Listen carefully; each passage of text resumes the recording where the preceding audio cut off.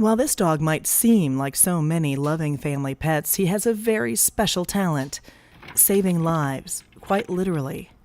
His owner never knows when he might be called out by emergency crews to help search for survivors or casualties on all sorts of emergency scenes. I mean, they're part of our families. They live with us, they live in our homes, they're cared for, just like as if they were our pets, like anybody else.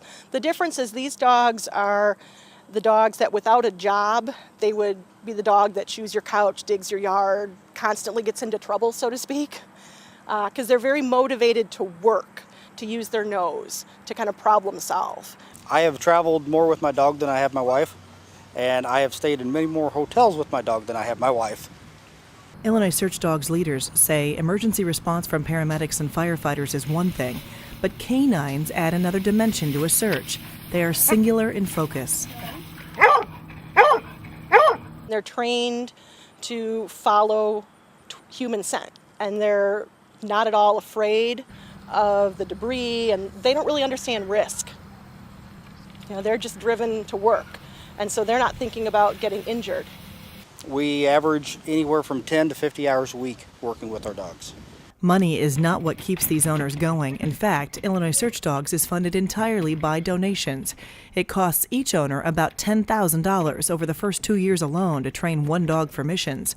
A sacrifice, but also a passion that makes them proud. There is nothing more rewarding than hearing from a family how much our dogs have helped them in their time of need.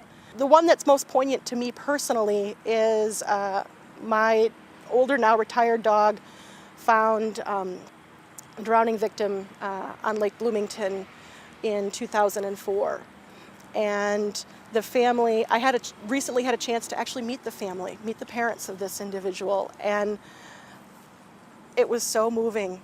They are still to this day so grateful for being able to have their son back and being able to give him a proper goodbye. It really is the most moving thing for me. Searching for survivors of central Illinois tornadoes, drowning victims, lost children, even being sent out of state to search for Alzheimer's patients who've wandered off. For these animals, it all boils down to a couple of things. Scent and fearlessness, yeah, that pretty much covers it. Our dogs are trained to look for a specific scent, whether it's a live human or a deceased human. We're one tool in a toolbox in a time of emergency response. And sometimes the canine team isn't the right tool, but when we are the right tool, we can really save a lot of time and energy and can really be a huge asset. The founding members wanted to start the group after watching friends help in 9/11 recovery efforts at the World Trade Center and the Pentagon. So moved by that chain of events, their group was up and running within 2 years. In the medical field, we have the golden hour. Once a person becomes injured, ideally they need to be in a trauma center within an hour, and a search operation can take days. So time is really of the essence, and a quality trained canine can cut that time down in just a matter of fractions of what it would be for a human searcher.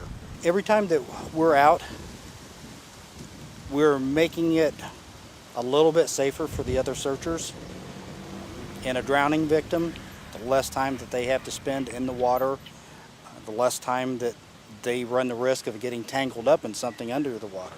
They can't be sure these animals understand the impact they make each time they help in a search. So for their owners, the best thank you they can give these dogs happens off-duty. Love and affection these animals crave when they are just one of the family. Good job.